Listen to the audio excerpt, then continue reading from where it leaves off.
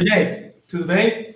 Nós estamos aqui hoje com Daniel Feidman para conversar sobre arquitetura de software. Nessa série que eu venho fazendo já há um bom tempo do curso de arquitetura de software de ciência da computação da UFCG. Daniel hoje é professor do IFAL, Instituto Federal de Alagoas, e ele tem uma larga experiência em desenvolvimento de software na prática, porque trabalhou muito tempo na Google durante 6, 7 anos e pode trazer um pouco desse conhecimento para a gente. Feidman vai falar sobre... A gente vai começar uma discussão sobre o padrão, o estilo arquitetural REST, e aí essa discussão vai se desenvolver para identificação de problemas, soluções, e ele vai apresentar também casos concretos sobre o RPC e gRPC lá na Google, tá bom? Oi, Feidman, muito obrigado por aceitar o convite, um prazer ter você aqui na disciplina. A gente sempre conversa sobre desenvolvimento de software, sobre arquitetura, não só sobre arquitetura, mas muitos outros aspectos, a gente passa bons momentos conversando sobre isso, aí eu achei que seria bacana te convidar para conversar, para outras pessoas também participarem da conversa. Então, seja bem-vindo e, de novo, muito obrigado por participar. Valeu, obrigado, João, pelo convite. Fico feliz em poder colaborar um pouco aí, né, pelo menos discutir, né? Discutir a arquitetura, que é um negócio que eu acho que é super importante, justifica até as nossas várias conversas, e espero trazer um pouquinho mais de sal para a discussão aí, assunto, para render o assunto. Bacana, legal. Então, assim, fica à vontade para começar a conversar sobre o REST, e aí hoje a gente vai fazer um formato um pouco diferente do que temos feito, e eu acho que é super produtivo, inclusive. A gente vai só bater papo, só entre aspas, né? Você vai trazer bastante conceito e eu vou intervindo, a gente vai conversando, fazendo perguntas, debatendo. Pode ser? Vamos embora. Então, vamos lá. Então, eu queria começar, João, um negócio que eu gosto muito de fazer é falar um pouco do contexto histórico, né? O REST, ele nasce lá atrás, em 2000, 2001, não lembro exatamente, mas ele tinha um contexto... tinha um monte de coisa acontecendo em paralelo, né? Então, a internet estava em franca evolução. Então, quem desenvolve esse tipo de coisa pensa muitos anos para frente, o que é que vai ser, como vai ser a adoção e etc. Agilidade começando a ser um requisito fundamental, simplicidade vindo à tona como requisito fundamental de sistemas para a evolução, para diminuir custo de manutenabilidade. Começam a vir coisas como crescimento da necessidade de escalabilidade, né? Tudo isso... Essa evolução desktop web também, né, das aplicações. Estava começando, os servidores web começando. As empresas grandes já tinham conceitos muito bem, eu diria, estruturados de computação distribuída, e usando esses conceitos na prática. Não existiam nuvens públicas ainda, era muito reduzida, mas a ideia de mover para conjuntos de commodities já estava começando a ganhar força. Então, os mainframes e os grandes computadores diminuindo força, e a computação orientada a commodities, vamos chamar assim, estava começando a ganhar força. Depois daí vieram grades computacionais, etc. E a web bombando, né? Começando a bombar, enquanto padrão, a www e o protocolo HTTP, e a pilha, vamos chamar a pilha toda, o TCP, o IP, e até na seção HTTP, desculpa, na aplicação, a web toda bombando. Então, nisso nasce o REST, visando esse nicho nasce o REST, com uma proposta super interessante, foi a tese de doutorado. Isso, foi a tese de doutorado. Foi uma tese de doutorado. As teses de doutorado na computação tem umas muito, muito emblemáticas, assim, mudando a indústria, né? Então, foi uma tese de doutorado, e vem com uma proposta de tentar pensar, beleza, a gente pensa em arquitetura de software, ou arquitetura do cara falar de APIs, perdão, arquitetura de APIs especificamente, focada em APIs, a gente desacopla de tudo, a gente pensa nela de forma tão abstrata, só que a gente desacopla de alguns conjuntos de requisitos. Por que a gente não pode pensar num padrão arquitetural, ou como a gente estava conversando antes, num jeitão de organizar a nossa comunicação, num jeitão de organizar o nosso software, que não leve ou melhor, que leve em consideração alguns requisitos que são futuro, ou pelo menos na visão do Roy, né, que são futuro, né? Essa é mais ou menos a minha leitura. E aí, para falar de alguns requisitos que são necessários ou que são importantes, se você quiser se orientar ou quiser orientar a sua API a REST, ela tem que ser cliente-servidor, ela tem que ser stateless, ela tem que ser, por definição, por causa da estabilidade das URIs, ela é cacheable, ou a maior parte do tempo cacheável, né? Uniformidade de interfaces, identificação de recursos, as mensagens elas são autodescritivas por causa do JSON também. Ela traz toda uma carga de decisões que foram tomadas de HTTP, que são excelentes decisões de design, né, de arquitetura, e quem adota REST já adota isso como esses benefícios já vêm a reboque da adoção do estilo arquitetural, né? As questões dos verbos, isso não só vem, é isso mesmo, não só vem a reboque, como você tem que levar eles em consideração para dizer que está adotando REST. Exatamente. Né? E aí, se você leva o RTOS, né, que é a parte de linkar as APIs REST, elas são autodescritivas, então você consegue saber como ir de um recurso para o outro, tem um padrão de navegação, enfim. E você atendia esses requisitos, ganhava de brinde, como você falou, João, um conjunto de benefícios. Padrão de nomenclatura, padrão de verbos, o cache, né? E aí, tudo isso vem com benefícios como desempenho, que vem do cache, escalabilidade, né? Que vem pelo fato de ser stateless, simplicidade, portabilidade, manutenabilidade, enfim, pelo fato de ser stateless também você tem um aumento da parte de confiabilidade, porque um falha, o outro vem, você começa, pela primeira vez, tu começa a pensar numa arquitetura que se você seguir o padrão, tu pode replicar e escalar horizontalmente. Isso começou antes, para o pessoal que não entendia bem, ou pode ter uma dúvida de como funcionava antes, era um servidor web num computador só, se esse servidor caísse, todas as sessões do e-commerce, tchau. E a escala era horizontal, era vertical, né? Era vertical, ou seja, deu pau, compra um computador maior, deu pau, compra um computador maior, e assim vai. Então, só para dar um contexto. Então, se você seguisse esses requisitos, você ganhava esse conjunto de benefícios, né? E aí as empresas enxergaram vários motivos para adoção, e ele foi amplamente aceito. O problema, e aí, começando a falar dos problemas, é que, como a gente acabou de dizer, o REST é uma tese. Então, por mais que a gente tente simplificar e tentar tornar uma receita de bolo, não é tanto. Então, vem vários frameworks tentando simplificar o REST, né? Tentando travar para você não... você andar dentro de uma certa redoma ali, que é importante.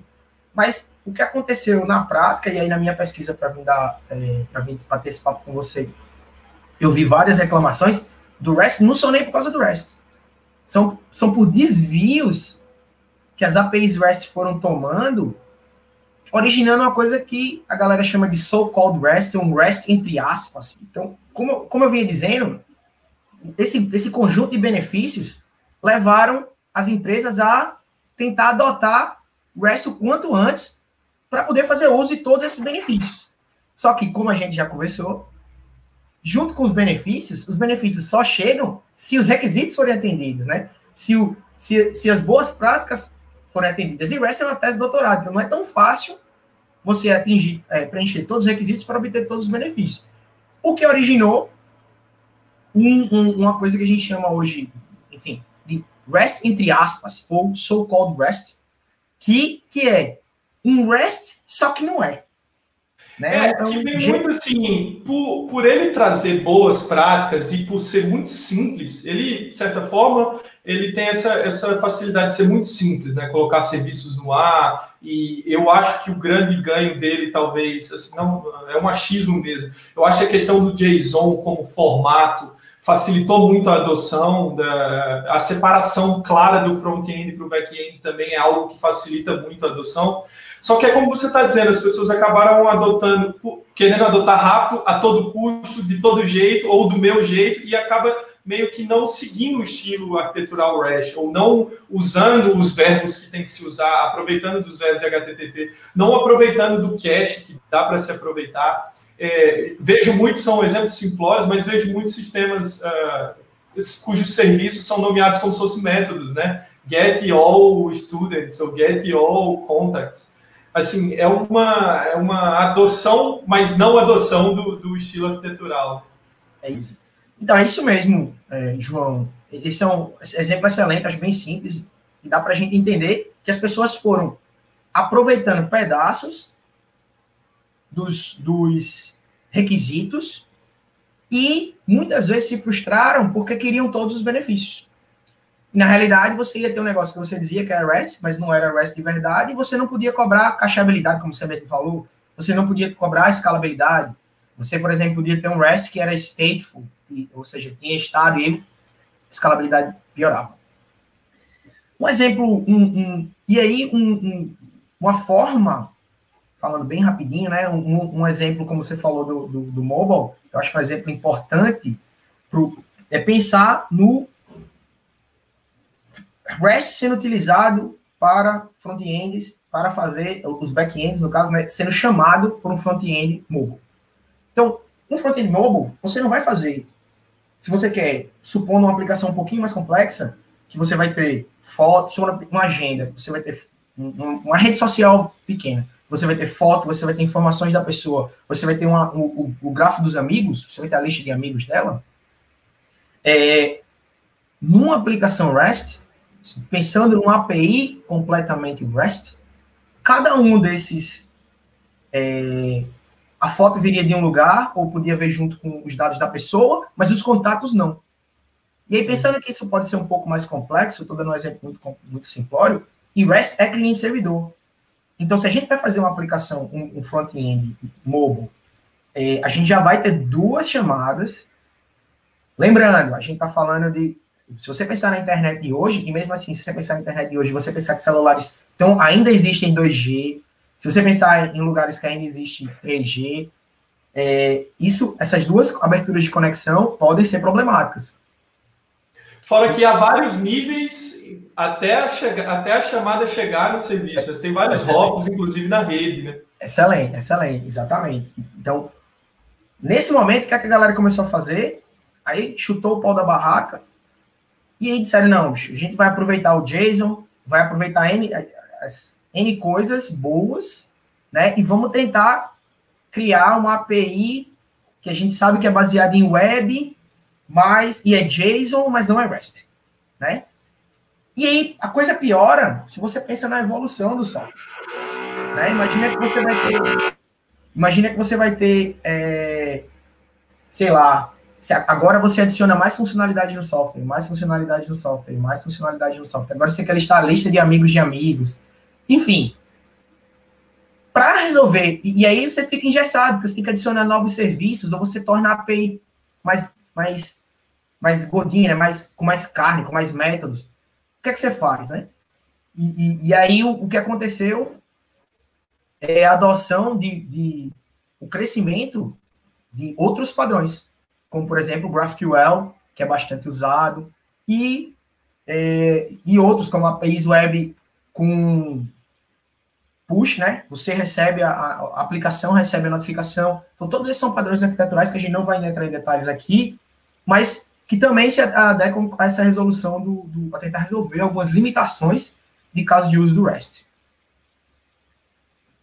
E aí, continuando, e agora entrando no caso mais específico de Google, Microsoft, Amazon e outros grandes, pensa UOL, enfim, todos pensam numa empresa que para resolver uma chamada request, pensa que para resolver uma chamada de uma busca do Google, envolve dezenas, para não dizer centenas, de computadores, né? Então, é uma chamada que, em inglês, a gente fala que tem um fan-out, a gente tem um funil grande, várias camadas, várias máquinas vão estar envolvidas no atendimento desse request.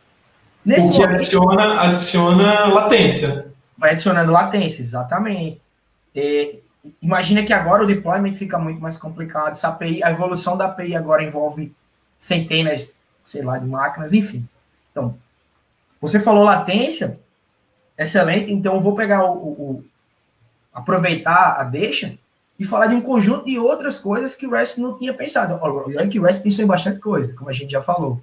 Então, de 2002, 2001, 2000 para cá, já houve uma necessidade, por esse crescimento, essa massiva escala que a nuvem trouxe, de observabilidade, tracing, homogeneidade de logs, estabilidade de identificação no nível de request. Imagine que agora você tem 100 computadores associados a um request. E continua tendo necessidade de caching, continua tendo necessidade de escalabilidade, de simplicidade, de manutenabilidade, e assim sucessivamente. E de desempenho. E aí, e as pessoas, né, os arquitetos, queriam um pouco mais de liberdade para poder evoluir as APIs internas. As APIs externas, elas serem mais estáveis, é um negócio que a galera lida bem. Mas as APIs internas, de um software em constante evolução, se restringir às regras de criação e usar verbos e tal, já não dá mais. Inclusive, João, eu posso exagerar aqui e dizer que o próprio HTTP já não estava mais dando mais. Entendi. Entendeu? Você diz assim que não dá mais essa parte, como a API interna a gente evolui muito rápido, né? A gente quer ter essa flexibilidade de alterar e tudo, e a gente quer ter uma flexibilidade do tipo de poder que ela pode ter. E se ela seguir o padrão, o estilo arquitetural REST, ela é cercada de certos nomes e certos serviços que ele pode prover. É isso que você está querendo dizer? Isso. E no sentido de latência, né, de performance, tem caso, por exemplo, existem serviços muito conhecidos como Redis, Memcache, que eles não são baseados em HTTP, simplesmente porque a quantidade de overhead adicionado à pilha de protocolo, eles descobriram que não é necessário. Então, se você quer operar em microsegundo, em nanosegundo é exagero, mas em microsegundo, talvez, eu não estou dizendo que é sempre assim, talvez o HTTP já não seja mais o caso. Enfim, eu estou querendo só elucidar que tem diversos contextos. Que é muito desculpa te interromper, mas é muito nesse sentido de que você adota um estilo, né? Você adota o REST e que já vem junto à adoção de HTTP, mas há também o drawback, né? Há o trade-off lá. Bom, HTTP é massa porque eu ganho tudo isso, tal, mas tem esse problema de que a pilha aumenta também a tua latência. E você tem, em alguns momentos, para empresas como a que você trabalhou, como o Google, eles se preocupam com isso, nesse nível, né? Talvez numa aplicação mais simples, que não vai ter uma carga de acesso tão grande, eu não preciso me preocupar. A pilha HTTP adiciona latência, mas é uma latência que está tudo bem para mim. No caso da Google, dos produtos que você trabalhou, não estava tudo bem. Né? Isso, exatamente. E aí a galera voltou no ciclo da engenharia de software com relação às APIs, né? Saiu da restrição semântica, né? Da conjunto de regras semânticas fornecidas pelo REST para ser baseado em HTTP, voltamos para as boas e velhas chamadas de método, chamadas de procedimento remoto. O RMI, não sei se ainda... Isso, o RMI ainda está no Java, né? Mas eu acho que pouca gente usa, mas só para o pessoal que está ouvindo aí, RMI, Remote Method Invocation, era uma forma de se implementar, uma das formas de implementar Remote Procedure Calls, ou RPCs, né, que é uma forma de você expor um conjunto de chamadas na internet, ou na rede, ou na internet, para se acessar de forma remota. Então, de forma bem simplória, o REST pode ser considerado algo desse tipo. Você expõe um lugar que alguém possa fazer uma chamada remota, né? O HTTP... também oferece mas ele talvez seja no nível mais baixo, né? Eu acho que a diferença fundamental aí é que RPC é uma definição mais geral e o REST traz junto um conjunto de regras. Não é qualquer chamada remota que é REST. Então, acho que essa é a diferença. E a galera começou a perceber, João, que pode ter... Aí começaram a estudar uma outra direção, que é ter os benefícios, todos esses que eu já falei, não precisa repetir, separando do ganho de expressividade. Então, eu quero continuar tendo a liberdade de expressão dos RPCs, e aí, vamos estudar. Como é que eu faço para ter RPC e ter cache? Como é que eu faço para ter RPC e ter escalabilidade? Como é que eu faço para ter RPC? E foram respondendo as perguntas e atacando cada uma delas. E aí a Google...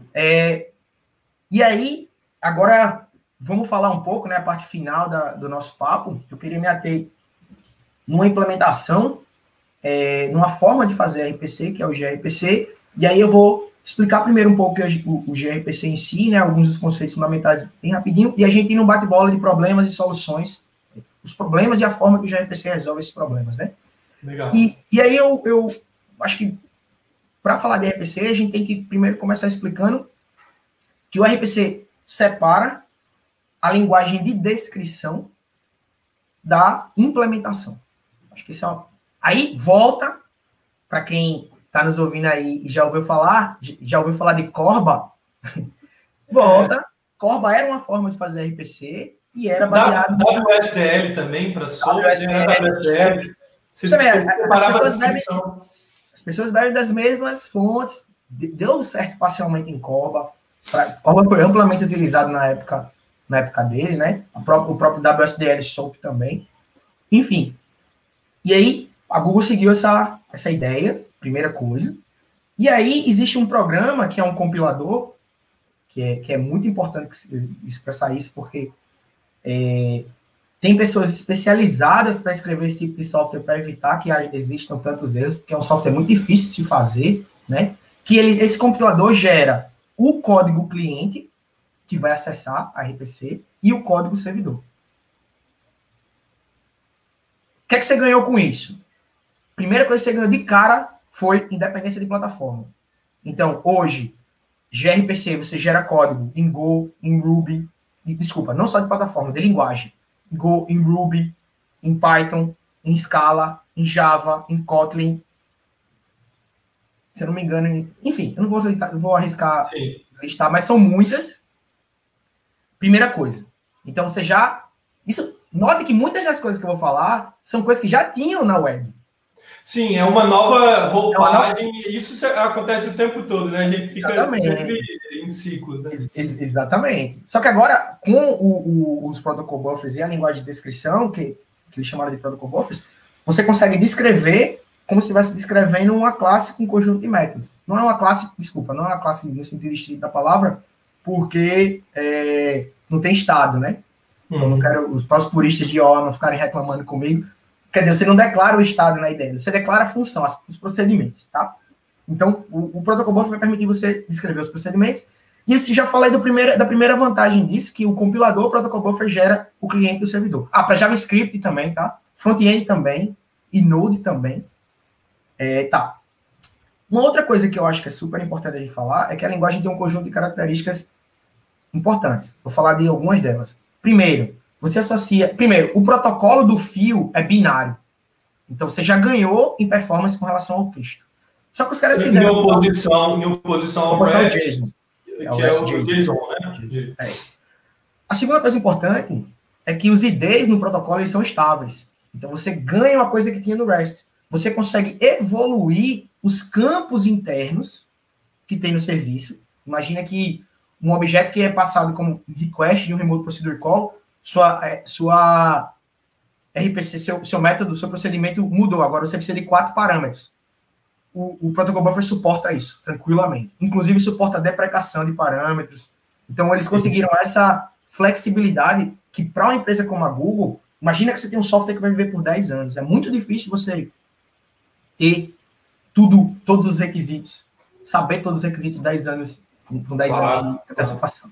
Então, isso é importante. O protocolo é binário, em detrimento ao JSON, como a gente já falou, é super importante também para os requisitos da Google, né? E a estabilidade. Então, com essa estabilidade de IDs, a estabilidade de chamada, já vem uma questão de... e outra coisa. O protocolo é binário, mas é um protocolo binário no nível de aplicação. gRPC roda em cima de HTTP2. Então, eles aproveitaram o HTTP. Inclusive, eu acho que esse foi um dos motivos da Google ter ficado tão interessada no HTTP2. Um dos motivos. Que a Google foi uma das que puxou o HTTP2, assim, uma das do consórcio de empresas. Porque eles queriam não descer tanto na pilha. Queriam aproveitar algumas coisas do protocolo nível de aplicação. Entendi. Entendeu? Multiplexing, streaming. Então, gRPC já nasce com streaming, com suporte a streaming. Então, tu pode ter uma API tu pode escrever um código usando um conjunto de premissas que serve tanto para query vai e vem, quanto para streaming, usando o mesmo conjunto de coisas. Óbvio, cachear streaming é um negócio meio complicado, então, mas é um outro conjunto de requisitos, tá? E aí, eu falei do cache, né? Falei da estabilidade do ID.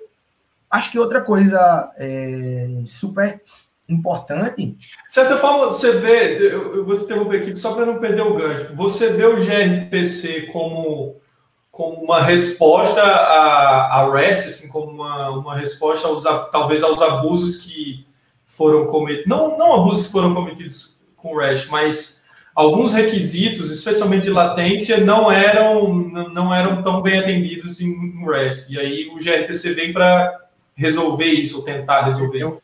Eu posso mencionar sim, a resposta é sim, mas eu poderia mencionar outros. Eu acho que as restrições semânticas na especificação em cima de REST, como a utilização de verbos, etc., é um negócio que limita a evolução. A evolução ela fica um pouco mais difícil. A evolução no sentido de evolução mesmo de software. Eu queria discutir aqui nesse ponto, porque há também aí uma discussão, não é filosófica, é uma discussão de trade-off também. Porque a questão dos verbos de REST, de HTTP, foi um dos motivos pelos quais se adota REST, pela simplicidade e tal. Aí agora, agora você tem alguém do outro lado dizendo, não, olha, mas é simples, é bom adotar, é fácil adotar, mas também, por ser muito simples, ele não é extensível, eu não consigo... Expressivo, às vezes até não é nem expressivo. Ele não é expressivo o suficiente. Para alguns casos. Só que aí você vê como a coisa pode evoluir também e voltar de novo. Porque se você abusar dessa expressividade, você impacta negativamente na manutenção do software, na mantenabilidade da coisa como um todo. Né? Então, sempre tem esse balanço que você tem que não abusar daquele... O exemplo clássico disso, João, eu estava na Google e um dos projetos que eu era tech lead da infraestrutura, eu aprendi bastante sobre detalhes, mas eu tive que propor uma API que ia ser usada por vários serviços, enfim. E aí, uma coisa interessante é que dentro da própria Google tem um conjunto de... Quase tudo tem best practices, né? Documentos de como utilizar aquela tecnologia. Mas mesmo que não seja na Google, fora da Google também isso acontece, é que você vai pensar que tu vai expor a tua API para ser usada por um celular, tá bom? Uhum. Esse celular, ninguém vai garantir quando a sua app de celular vai ser atualizada. Concorda? Então, o que é que você nunca faz quando você expõe para o mundo uma API? Excluir um campo. Sim. Né? Aquele campo, você vai botando ele para baixo, deprecado, como ID estável, então ele nunca vai ser reaproveitado por ID daquele campo, estou me referindo, nunca vai ser reaproveitado por ninguém. Então, esse é o caso, e quando você também não para entender o mínimo sobre a tecnologia, que é o que você falou, não é necessariamente um abuso, mas é um mau uso, né? Também não funciona. Exatamente. Também não vai funcionar.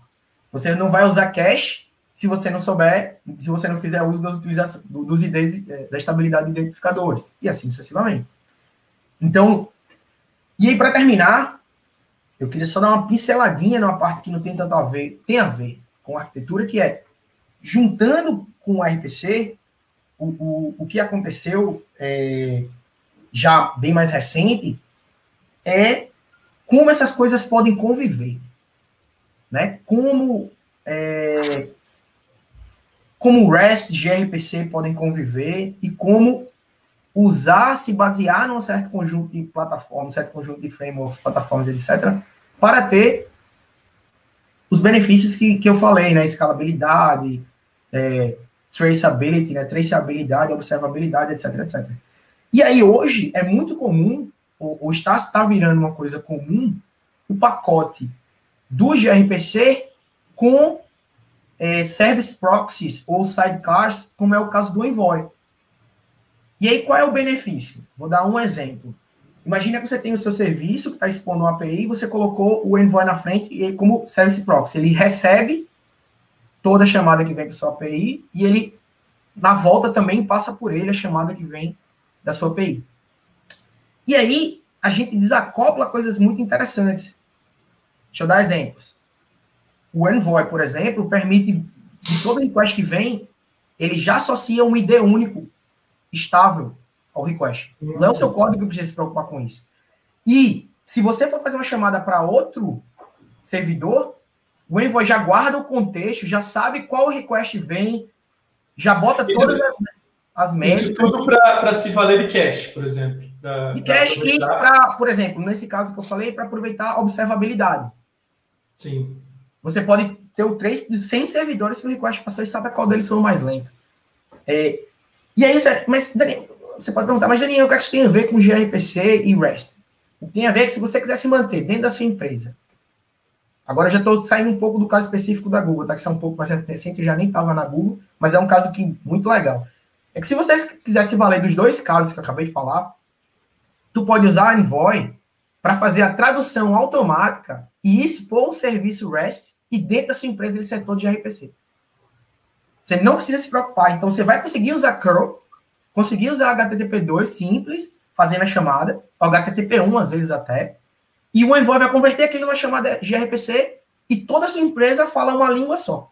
Fala uma língua só. Ou seja, você cria uma facilidade, uma padronização de maneira, de certa forma, até muito simples, né? Simples imagina que você tem 100 microserviços, 100 serviços falando, todos os engenheiros estarem falando a mesma língua, independente de linguagem, tá? Eu não estou falando de linguagem de programação aqui. Eu estou falando de língua, tecnologia descritiva, como a gente descreve uma API. Sim, sim.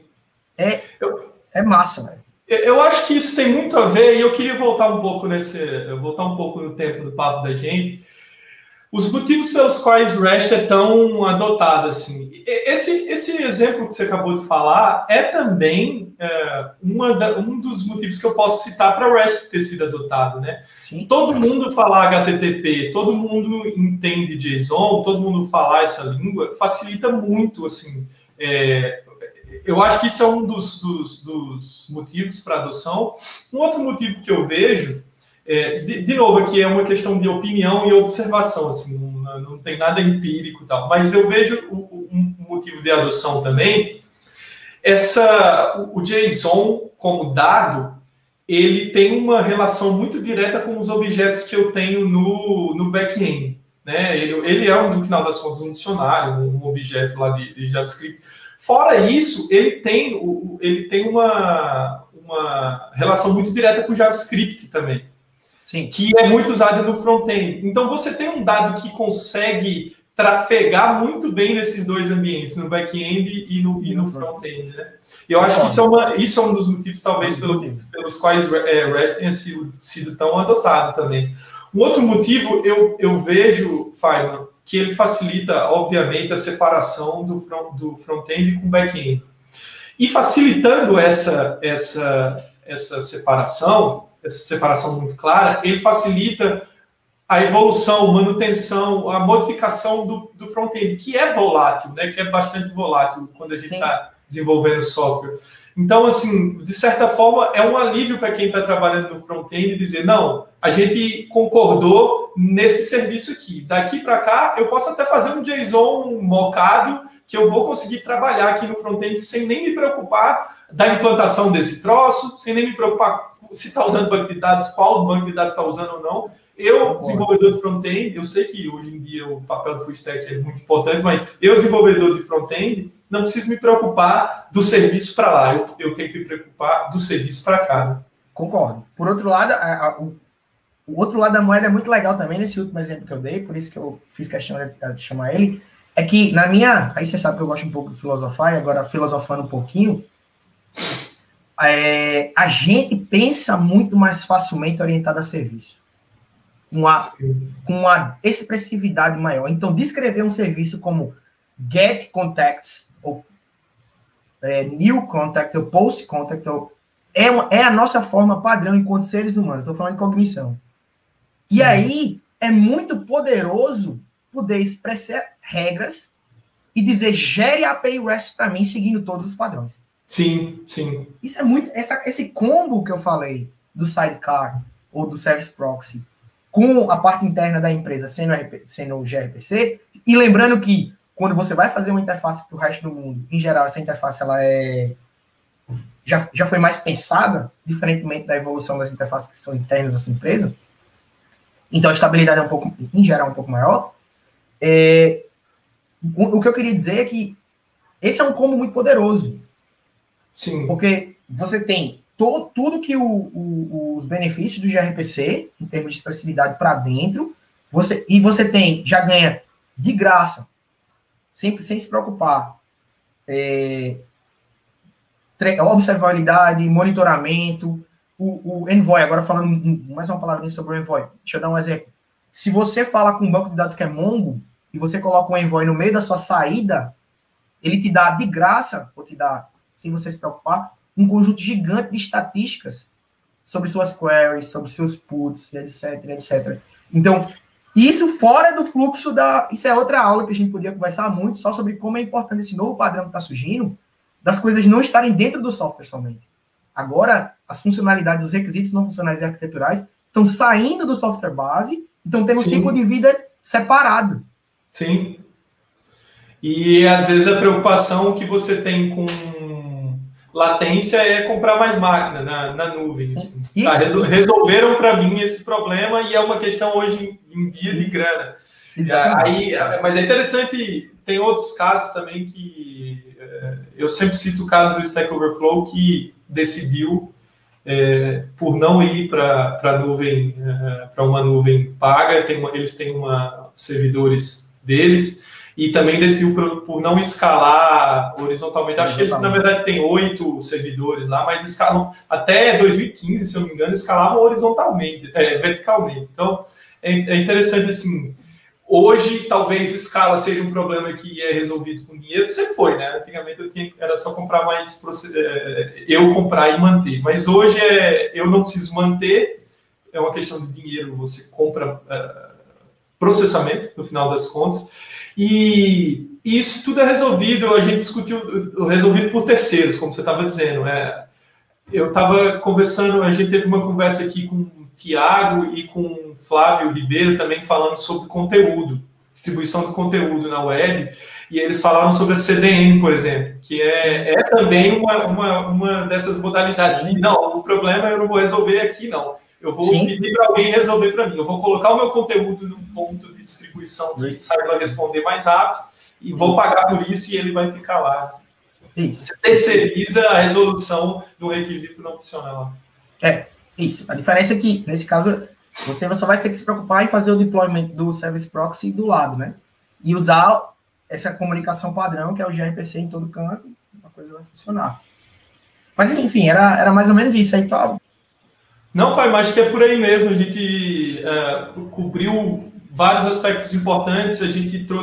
Você trouxe um histórico, uma contextualização de REST. A gente apontou assim, benefícios e os motivos pelos quais REST foi tão adotado, né, pela indústria. Assim, e depois começou a ver que a adoção dele tem alguns problemas em alguns contextos. E a gente apresentou IRPC, em particular gRPC, que é a solução da Google, para resolver esses problemas que a gente apontou. Então, acho que cobrimos assim, um tópico bem bacana, né, de arquitetura de software, do estilo arquitetural REST e de como há outras alternativas para REST, né, porque a gente só ouve falar, pelo menos, é muito comum falar de REST e vejo que gRPC está crescendo cada vez mais, né. Principalmente depois que virou open source, tá? Enfim, agora o negócio tá evoluindo muito mesmo. Pois é, acho que foi muito bacana, super produtivo, Fábio. Eu te agradeço novamente, muito bacana a tua participação. Tenho certeza que vai ficar um conteúdo aí muito interessante para a turma de arquitetura de software e, na verdade, um conteúdo que eu vou deixar público porque acho que é de interesse de muita gente. Muito obrigado. Obrigado a você pelo convite, João. Um abraço, pessoal. Até mais, gente. Até o próximo vídeo. A gente está sempre trazendo muitos profissionais, gente da academia, gente do serviço público para conversar sobre arquitetura de software. Esse encontro em particular foi bem proveitoso. Espero que o próximo seja também. Um abraço.